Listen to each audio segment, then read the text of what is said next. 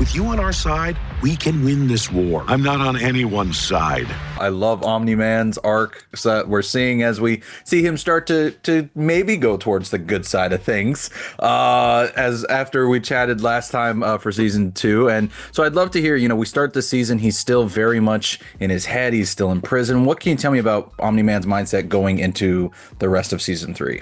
Well, it's that inner turmoil, right? There's the alpha, the Viltrumite, the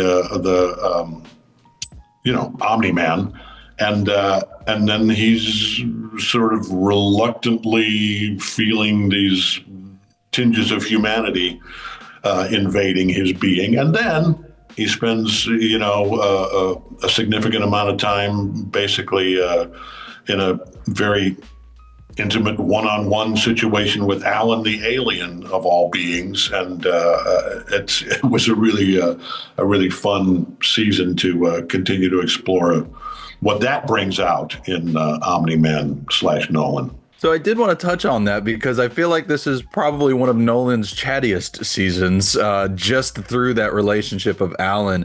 What was something that maybe you talked a lot, or you talked with, Simon and Robert and Meredith when you were in the booth about, the nature of Nolan when he is more chatty versus his more reserved self? Well, you're in a room with Alan the alien / Seth Rogen, and you either have to just listen to him never shutting up, or you have to get chatty in return. So, no, I love the way that well, first of all, that plot, brought us to that point, and that we just, we really got to just kind of wallow in it and see more, hear more of Omni-Man philosophizing and justifying and arguing and even being funny from time to time. A very rare side of him that I can't wait to see later on in the season. I'm only a few episodes in, and so I'd love to hear about that too. Much of what I've seen so far is still him in the prison, but obviously Alan's very trying to win him to his side and join the rebellion against the Viltrumites. What can you tease about how much Alan actually breaks down those walls for Nolan, and versus how much Nolan might just be wanting to do that, like we said, from him feeling that tinge of humanity? Yeah, well, I think that's it. I think, he continue to sort of chink away at the armor, that Viltrumite armor, and Alan is, a smart alien, and he's just continuing to do that because he senses that there is a tinge of humanity there, and that he's not talking to a brick wall that that you usually are when you're talking to a Viltrumite. So again, I think it's one of those really nice. I'm surprised, I guess, to use the word subtle, because it's an animated show about superheroes, but there is a lot of really interesting subtlety in the characters and the relationships, and that continues to be one of the things that makes it an interesting job to continue with when you're doing this kind of long form storytelling, whether it's animated or live action. It's nice not to feel like your character ever stagnates. No, the trio, they do such a great job of bringing out new layers in everybody each season. So again, I can't wait to see how that evolves. And speaking of relationships, one thing I found interesting that we learned this season, and I don't want to dive too deeply into specifics on it, but is sort of the origins of Nolan and Cecil's first meeting.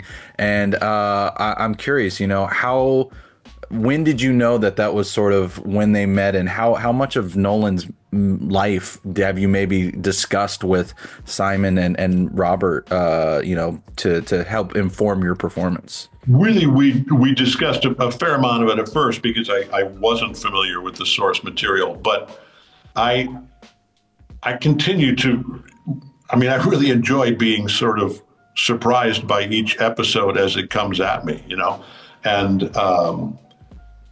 and obviously I'll get the script, we're going to record next week or, in 2 weeks, and I'll get the scripts and have time to go through them and really digest them. And, often we'll have specific questions, as we're getting, either live together in the studio or, on a Zoom hookup or whatever it is, depending on where I am.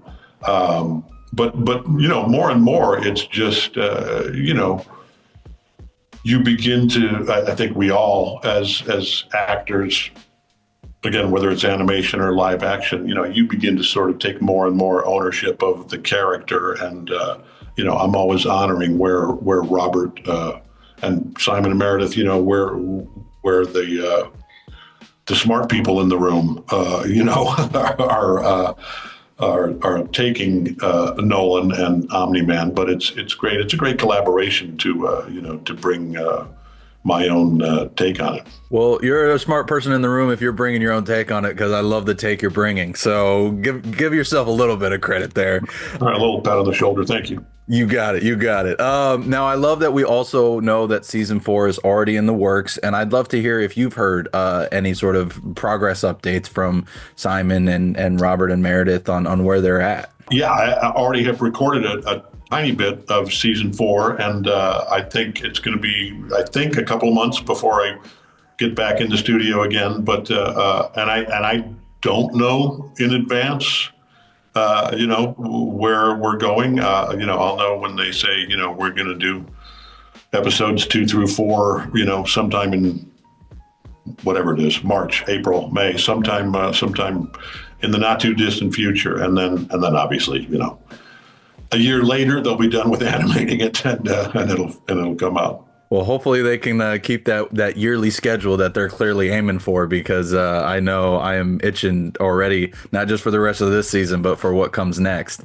Now, I see I'm coming close to time, so I did also want to ask you really quickly. We know that Tom Holland's Spider-Man 4 is coming next summer, and I'm curious if you've gotten the call about putting on that mustache again and bringing back everybody's favorite news editor. I'm no spoilers. Sorry. I'm not telling. It's all good. No, you know what? First of all, Marvel, I don't want to get in trouble with them. But second of all, you're right. No spoilers. It's a fun surprise to see if he pops up. So coming back to Invincible for my final question, then, what's one of the biggest things you're really looking forward to audiences getting to take away from this season in comparison to the previous two? Well, for me, just from my actor perspective and from Nolan's perspective, it was fun to investigate I'm playing scenes with Seth Rogen, so it's funny stuff, and there was certainly funny stuff in the first 2 seasons too, but there's a little more emphasis on that this year, and that was really fun. Well, again, I love that they keep giving you new angles to explore, and I mean, Alan and Nolan already have an interesting dynamic. I can't wait to see the rest. So, JK, always an honor to get in a chat with you. Thank you so much for taking the time. I appreciate it. You bet. Thank you. Absolutely. Take care.